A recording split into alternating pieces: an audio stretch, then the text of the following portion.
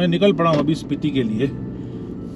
थोड़ा लेट हो गया, 10 बज गए। 10 भी ऐसे बज गए कि जैसे ही होटल से निकला मेरे TPMS ने अलर्ट फेंकना शुरू किया, लो प्रेशर। चेक किया तो एक टायर में पंचर है। तो not a very good start, but nonetheless the good thing is very lovely weather. I was not hoping for snow. In fact हो गया snow, मेरे को snow नहीं चाहिए थी अभी। I wanted some clear weather. तो आज बहुत ही fantastic clear weather है। अगर आप देखोगे तो sun बहुत clear है और टायर प्रेशर ओके फ़िलहाल तो ठीक है। मेरे एक बड़ा कील मुझे दिख गया है। रियर के लेफ्ट साइड पे एक नट घुसा हुआ है, बोल्ट घुसा हुआ है, छोटा सा पतला सा। उसको देखते हैं, कहीं रामपुर में या कहीं जाके साफ करवाएंगे। रामपुर में बहुत मिल जाते हैं। अभी मैंने हवा भर दी है तो I think we should be good. और सारे गोप्रो भी सेट कर दिए, बड़े सारे गोप्रो लगाए हैं मैंने, 3 गोप्रो अलग अलग लोकेशन पे। तो it will be interesting to see कि क्या व्यू निकल के आता है। पीछे भी लगाया है एक मैंने गोप्रो, सो लेट्स सी। तो जय माता दी, let's rock. So about the property I stayed at last night. The property name is cross roads Narkanda cottages. अच्छी प्रॉपर्टी है। उसमें एक रूम है जो कि शायद उन्होंने पुराने घर, मैं उसके वीडियो भी डालूंगा, जो कि पुराना एक कोई घर होगा उसको उन्हें कन्वर्ट किया। ह्यूज रूम, मतलब एक फैमिली 3-4 लोगों की उस रूम में आराम से एंजॉय कर सकती है। और 4 इंडिपेंडेंट कॉटेजेस हैं जो कि सारे के सारे वैली व्यू हैं। तो मतलब हाँ, अगर कोई एक बड़ी फैमिली आ रही है जिसको 5 रूम चाहिए तो पूरी प्रॉपर्टी उठा लो आप। और रेट भी बहुत जायज़ दिया है मेरे को। मैं अगर चाहोगे तो रेट्स भी जो है, क्योंकि मेरे को लगता है अभी तो फ़िलहाल उन्होंने फॉर मी ओनली वो रेट दिया था, बट मैं आपको नंबर दे दूंगा। You can always call them and check the rates when you are travelling. ये पहुंच गए जी नारकंडा की मार्केट। और ये फेमस नारकंडा का मंदिर जो मार्केट के पास है। जय माता दी। चहल पहल है एकदम। बर्फ़ सब ख़त्म हो गई है। टेम्परेचर है 9 डिग्री। गाड़ी 9 डिग्री दिखा रही है तो मतलब 7-8 डिग्री होगा। और क्लियर वेदर है आज। फोरकास्ट वैसे अगले 1-1.5 हफ्ते तक कोई फोरकास्ट है भी नहीं है किसी भी तरह का, स्नोफॉल का या रेन का। तो sounds like it will be a clear weather till the time I am there in Spiti. उसके बाद का भगवान मालिक है। पर अब मेरे को लगता है कि बस आई थिंक स्नो जो है वो और नहीं होनी चाहिए। होनी चाहिए या नहीं होगी, होनी चाहिएगा तो मैं नहीं कह सकता, बट मेरे को लगता नहीं कि अब होगी। इनफ हो गई है अब। मार्च आई थिंक लास्ट जो है वो ख़त्म हो जाती है बर्फ़, और वेदर भी गर्म होना शुरू हो गया है। तो जो बर्फ़ होती भी है ना, वो सारी ऐसी गीली टाइप की बर्फ़ होती है। तो यस,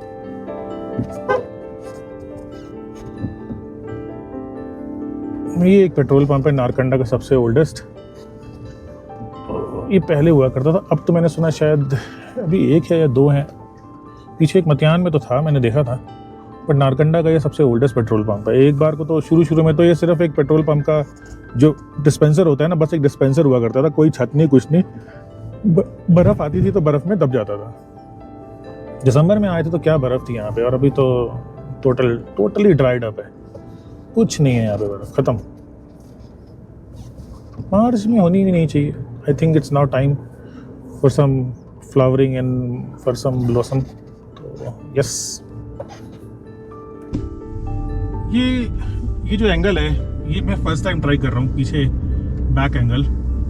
तो let's see, should be interesting this perspective also. तो अब इस कैमरे में आप देख सकते हो पीछे वाले में कि कहाँ गोप्रो लगे हैं। This one GoPro which I have focus on myself so when I'm speaking, because generally होता क्या है कि जब मैं गाड़ी में नहीं हूँ तो मैं खुद को दिखाई नहीं पाता, मतलब मेरे से वो हो नहीं पाता है कि मैं कैमरा अपनी तरफ मोड़ के। तो I generally prefer to show the scenes around instead of showing myself. तो अब एक गोप्रो जो है वो बाहर लगा हुआ है। एक मेरे पास पुराना गोप्रो था, वो मैंने जो मैजिक आर्म है, जो मैं अपने HDMI मॉनिटर कैमरे के लिए यूज़ करता हूँ, मैजिक आर्म, वो आर्म को मैंने यूज़ कर लिया और उसको मैं यूज़ करके ये GoPro को लगाने की कोशिश की है मैंने, एक डिफरेंट पर्सपेक्टिव देने की। ये प्रॉब्लम है ना, ये इतनी ज़्यादा हो गई है फ्रंट वाले GoPro में, तो मैंने इसका एक जुगाड़ तो किया है कि ये रिफ्लेक्शन आती है ना डैशबोर्ड के अंदर जो सामान रखा होता है, उसका एक जुगाड़ है। जुगाड़ मेरे पास दिखाता हूँ मैं आप लोगों को। मैं वही जुगाड़ जो है वो अभी करने की कोशिश कर रहा हूँ। एक अडेप्टर बनाया मैंने, this is the adapter for 52 mm CPL है, ऐसा थोड़ी ना है, देखो CPL। अब इसको लगा दूंगा मैं अपने GoPro के आगे, देखते हैं फिर क्या व्यू बनता है। किंगल और नारकंडा के बीच में सरप्राइजिंगली पूरे 1000 मीटर का फर्क है, इतना नीचे आप आ जाते हैं। तो Kingal is right now 1470 kilometre, sorry 1470 metre as an altitude, और नारकंडा जो है वो 2500 मीटर के आसपास है। तो या रफली 1000 मीटर, मतलब Rampur should be way way lower, 900 के आसपास होगा रामपुर।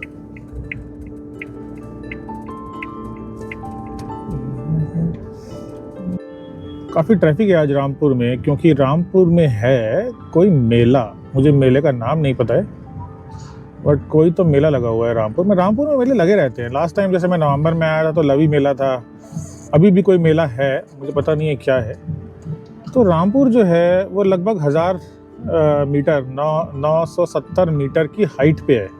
मतलब अब ये देखो कि हम लोग नारकंडा में थे लगभग 2500 2550 मीटर, और रामपुर जो है वो सीधा 1000 मीटर। तो I think it is recommended कि जब आप स्पीति की तरफ आ रहे हैं तो आप नारकंडा में रुकें, क्योंकि रामपुर में ना आपका एक्लिमेटाइजेशन 0 है, कोई लॉजिक नहीं है यहाँ पे आने का, एक्सेप्ट कि वो थोड़ा वार्म होता है, और समर में तो पेनफुली वार्म होता है। तो यस, आई वुड रिकमेंड कि आप नारकंडा रुकें।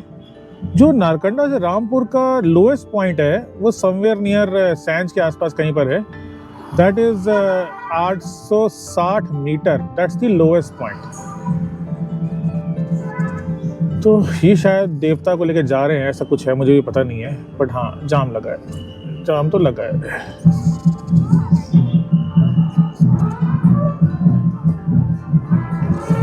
तो शायद इन्होंने अभी ना, जनरली होता क्या है कि ये ट्रैफिक वन वे कर देते हैं, अभी किया नहीं है वन वे ट्रैफिक। तो वन वे ट्रैफिक यह जाने वाला एक साइड से होता है और आने वाला रामपुर के ऊपर एक सड़क है उससे होता है। तो यस,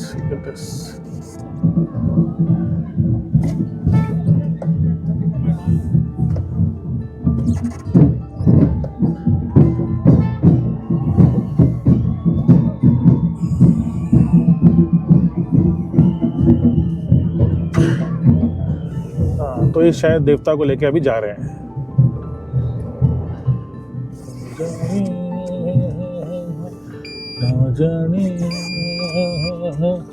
और लवी मेले में तो ये पूरी रोड पे चारों तरफ जो है वो दुकानें रहती हैं और काफ़ी चहल पहल होती है। मतलब यहाँ से गाड़ी निकालना लवी मेले के टाइम पे तो इम्पॉसिबल होता है। तो अभी भी क्या है, हालत तो बड़ी खराब है यहाँ पर, लोग बिल्कुल गाड़ियों के आगे आ रहे हैं।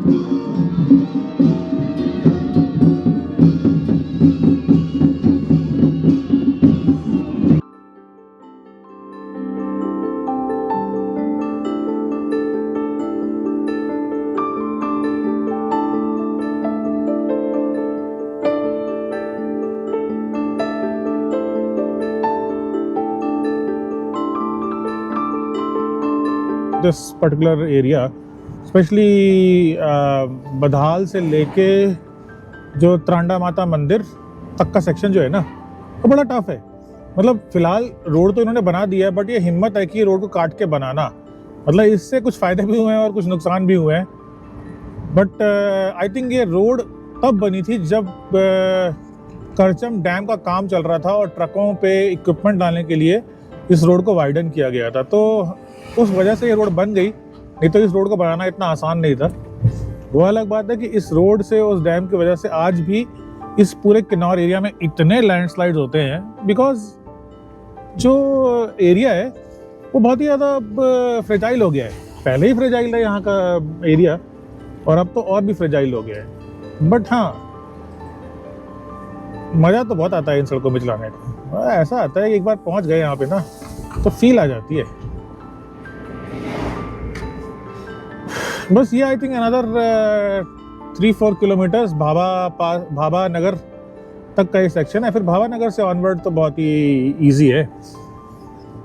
मैं अब सोच रहा हूँ कि क्योंकि मैंने जो थोड़ा एक सबसे गंदा पैच है वो निगुलसरी है। निगुलसरी एक ऐसा पैच है जो कि कभी भी गिर जाता है, और गिरता है तो इतना गिरता है कि दुखी करता है। तो निगुलसरी मैंने क्रॉस कर लिया। मैंने सोच के रखा था, भूख मुझे बहुत तगड़े तरीके से लगी हुई है, तो मेरे को कहीं पर रुकना है। बट मैंने क्योंकि मैंने सोचा था निगुलसरी क्रॉस कर लूँगा, और फिर निगुलसरी क्रॉस करके जो पहला कुछ मिलेगा उसे खाऊंगा, वहाँ पे जाके खाऊंगा। भाभा नगर यहाँ से दिखा रहा है 5 किलोमीटर, तो मैं सोच रहा हूँ भाभा नगर में कहीं पे कुछ बहुत सारे ढाबे हैं, वहाँ पे पेट्रोल पंप, ढाबे, सब कुछ मिल जाता है वहाँ पे ना, तो वो खाऊंगा वहाँ पे। फिर वहाँ से देखते हैं कहाँ तक जा सकते हैं। अब 2 बज चुके हैं। मेरा मन ये है कि 5 बजे तक जो है मैं ड्राइव करूँ, और उसका मतलब ये होता है कि या तो स्पिल्लो, यार नाको बहुत लेट हो जाएगा मुझे ऐसा लग रहा है, तो नाको मुझे समझ में नहीं आ रहा। काजा तो मुझे लग रहा है अब ऑलमोस्ट इम्पॉसिबल है, और एक टायर में मेरे पंचर भी है, तो मैं को पंचर भी लगवाना है, तो उसमें भी टाइम लगेगा। तो लेट्स सी। काजा तो आई थिंक मैंने रूल आउट ही कर दिया। ताबो भी रूल आउट कर दिया है मैंने कि ताबो भी अब तो इम्पॉसिबल ही है ऑलमोस्ट। तो अब तो या तो नाको बहुत ठंड होती है यार, बुरा हाल हो जाएगा। चलो देखते हैं, अब तो जहाँ जैसा कुछ मिलेगा वहाँ पे। रिसेंटली जो लैंडस्लाइड्स हुए हैं ना, सबसे ज़्यादा लैंडस्लाइड जो है वो इस सेक्शन में हुए हैं। बहुत ही अनस्टेबल है, लिटरली मतलब इतना अनस्टेबल हो गया है अब ये सेक्शन ना। निगुलसरी पहले होता था एक बहुत ज़्यादा अनस्टेबल, अब ये तो अलग ही लेवल की अनस्टेबिलिटी आ गई है इसमें। तो देखना पूरे पहाड़ आ चुके हैं, मुझे समझ में नहीं आ रहा है स्टेबल कैसे रहेंगे ये आने वाले टाइम पे तो स्टेबल रहेंगे ही नहीं। चेक पॉइंट है, चेक पोस्ट है जहाँ पे एंट्री करते हैं, तो वो एंट्री पॉइंट है, वहाँ से एंट्री करके फिर मैंने क्या सोचा है कि सपिल्लो या पू में ना वो फ्री का क्लीनिंग सर्विस, पहले फ्री क्लीनिंग सर्विस पहले यूज़ कर लेते हैं ना। ये है free cleaning service, car washing, free car washing.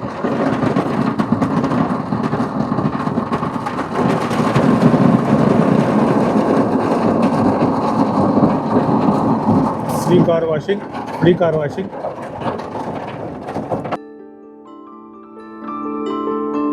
ये रूट अखपा, मैं कहीं रुक नहीं रहा हूँ एक्चुअली, क्योंकि मेरे को ना मेरा पर्पज़ ये है कि मैं किसी भी तरह से एक बार स्पीति घुस जाऊँ, फिर उसके बाद then I would stay put there and just relax. तो एंड देन उसके बाद वहाँ एक्सप्लोर करूँगा। तो इसलिए मैं अभी जो है ज़्यादा कहीं रुकने की कोशिश नहीं कर रहा हूँ। मेरी टारगेट ये है कि किसी तरह से एज अर्ली एज पॉसिबल मैं नाको या ताबो पहुँच जाऊँ, एंड देन आई विल। मैंने कैमरा भी नहीं निकाला है अभी तक, बट फिर मैं आराम से कैमरा निकालूंगा। तो हम अकपा बस पहुँचने ही वाले हैं, अकपा ब्रिज के पास। यहाँ पे जनरली क्या होता है, क्योंकि ये अभी एल्टीट्यूड कितना है मैं आपको बताता हूँ, 2100 मीटर के ऊपर है हम अभी। यहाँ पे बहुत जल्दी फ्लावरिंग हो जाती है एप्रिकॉट की और एप्पल की, क्योंकि काफ़ी नीचे है। तो अगर आप देखेंगे सामने ना, सामने वाले पहाड़ों पे भी जो कुछ एप्पल के या फिर एप्रिकॉट के ट्रीज़ होंगे, उनकी फ्लावरिंग होनी शुरू हो गई है, जो कि उतरते ही आपको। पहले यहाँ पे ना एक लकड़ी का पुल होता था जिससे गाड़ियाँ निकलती थी। आई एम टॉकिंग अबाउट 10 साल, मतलब वैसे तो ये ब्रिज बने हुए 2-3 साल 3 साल 4 साल हो गए हैं शायद, लेकिन उससे पहले जो लकड़ी का ब्रिज होता था भाई साहब, बड़ा डेंजरस होता था वहाँ पे। ट्रकों के लिए तो ना वो एक्चुअली में मौत का कुआं होता था, इतना बुरा हाल होता था। शो यू, मैं अगर दिखा पाया ना आपको, जब मैं टर्न लूंगा ना अभी एक नीचे, तब आपको ये दोनों ब्रिज दिखेंगे। बड़े मस्त होते हैं ये ब्रिज देखने में, और लकड़ी वाला ब्रिज तो मजेदार होता था भाई। अभी देखते हैं, अभी नीचे से एक टर्न लेंगे हम, यू टर्न, फिर मैं वहां से आपको दिखेगा। दो ब्रिजेस भाजी, सानू जगह दे दो, ਅਸੀਂ निकल जाइए। ਤੁਸੀਂ निकलोगे भाजी, ਅਸੀਂ निकल जाइए। गड्डी गुड्डी तो नहीं आ रही है, निकल जाते होने।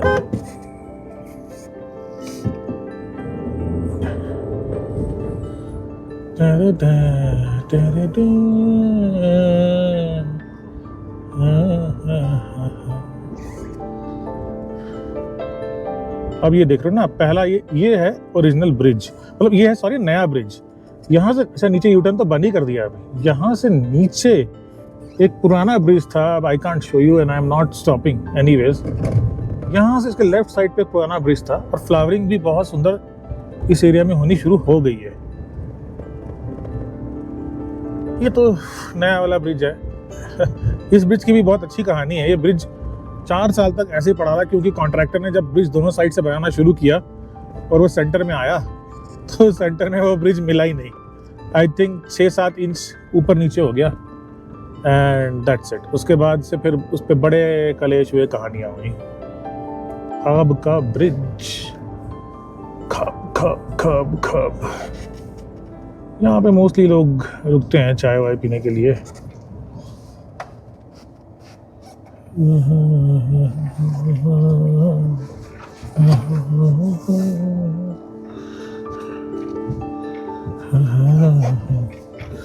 तो क्योंकि यहाँ पे मोस्टली सारे लोग रुकते हैं, तो हम भी रुक जाते हैं। ऐसा क्या है ना, दुनिया तो रुक ही रही है।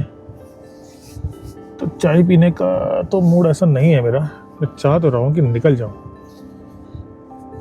यहाँ से कौरिक का रास्ता जाता है, शायद कौरिक या लीपचा का, मुझे भी ज़्यादा पता नहीं है।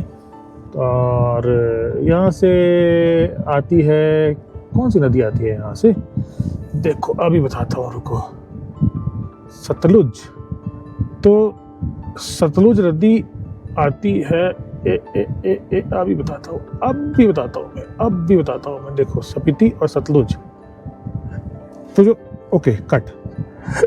अब जो सामने से नदी आ रही है, ठीक है, वो है सतलुज, और जो स्पीति के साइड से नदी आ रही है वो है स्पीति, और ये दोनों मिलके बना देते हैं सतलुज रिवर। ये है जी कहानी। चलो यहाँ से चलते हैं, हो गया।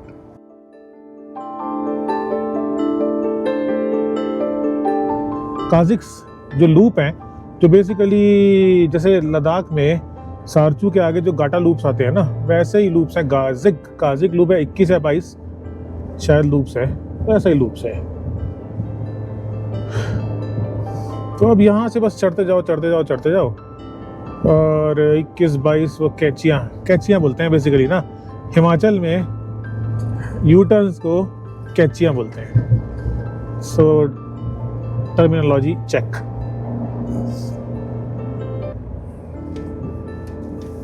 गूगल मैप्स दिखा रहा है भाई साहब पूरा रेड, एज इफ ये रास्ता तो बंद है, क्लोज्ड है ना, पूरा लाल दिखा रहा है अभी फिलहाल। I don't know why they are showing it red, because अब तो लेट मार्च में, इट्स एक्चुअली लेट मार्च में तो सब भी खुल जाता है, ज़्यादा बर्फ होती भी नहीं है, ब्लैक आइज भी नहीं होती है अब तो एनीवेज गूगल कुछ भी कर सकता है, आपको पता है ना गूगल के बारे में।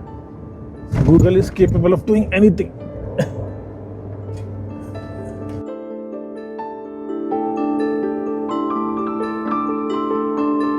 अब देखो हम नाको में कहाँ पहुंचते हैं। मैं आपको जब नाको पहुंचेंगे ना वहां पे, तो बेसिकली मैं एल्टीट्यूड कहाँ से देख रहा हूँ, एल्टीट्यूड ऐसे देख रहा हूँ कि मैंने अभी रिसेंटली एक DIY डिवाइस बनाया था, which actually shows me the altitude, speed and lot of other geospatial information based on the GPS data, and then it simultaneously saves the data, GPS data, to be used later on for any other purpose, tracking purpose and all that.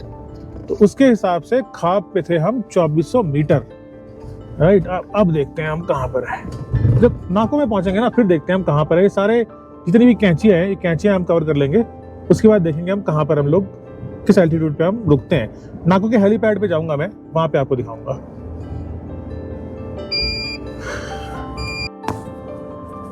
तो अभी देखो almost 20 कैंचियाँ, 15 कैंचियाँ, 16 कैंचियाँ हमने कर ली हैं और हमारा altitude gain है पूरा 1000 मीटर, हाँ लगभग 2900। हम वहाँ पे कितने में थे मुझे याद नहीं है, 2400 या 2300 पे थे ना। हम यहाँ पे 2900 के आसपास 2940 पे हैं अभी। एंड धीरे धीरे हम लोग जो है 3000 से ऊपर पहुँच जाएंगे। तो खाब से लेके नाको में you gain almost 1200-1300 metre. That is how you know steep these U bends are. ये है खाब का डेट बोलते हैं इसको ना। एक टाइम था कुछ 10-11 साल पहले हम लोग यहाँ फंसे थे और पूरा 1.5 दिन 2 दिन हम यहाँ पे फंसे रहे। खाना वाना यहीं पे जो बना हमने वही खाया। एक तो 6:11 नाको पहुँच गया। मेरे फ्रेंड का से मेरी बात हो गई है तो सीधा ताबो जाऊँगा। वैसे कहीं बीच में रुकने की सोच रहा था। हुडलिंग में तो कहाँ है, ताबो ही रुकूंगा अब तो मैं, पर देखते हैं। तो देखो मैं आपको बता रहा था कि let me just put it on. जब हम लोग खाब चढ़े थे तो 2300 मीटर 2400 मीटर पे थे और नाको में इस समय पे एल्टीट्यूड है 3626। So if you see this is the device I have prepared and it shows, I don't no मैं दिखा पा रहा हूँ कि नहीं, but it shows the altitude, right.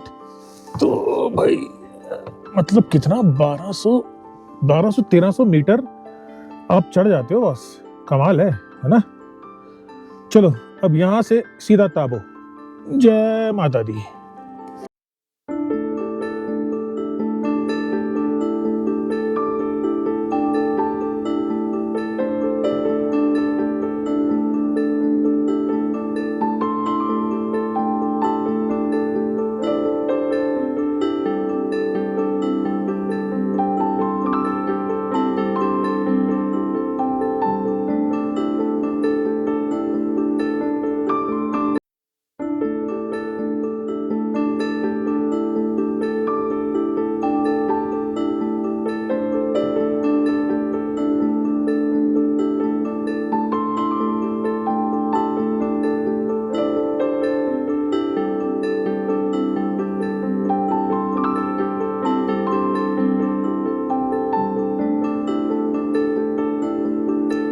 सवा 6 बजे के आसपास मैं नाको से निकला और फिर नाको से निकल के तो मेरा मन तो था कि बीच में कहीं हुडलिंग में मैं रुक जाता, लेकिन फिर क्योंकि मेरा एक मित्र है ताबो में, यूसी भाई, जो कि वाइट लोटस नाम से एक बड़ा ब्यूटीफुल होम से चलाते हैं, उन्होंने बोला सीधा ताबो आओ। तो मैंने कहा चलो ठीक है, क्योंकि ताबो क्या है कि थोड़ा सा गर्म भी है, एल्टीट्यूड भी लो है और तो एक्लिमेटाइजेशन भी अच्छा हो जाता है and then you gradually adapt to the temperature. तो फिर वहाँ से नॉन स्टॉप ड्राइव करने के बाद रफली 8 बजे के आसपास मैं पहुँच गया ताबो और ताबो में I just ended my drive for the day.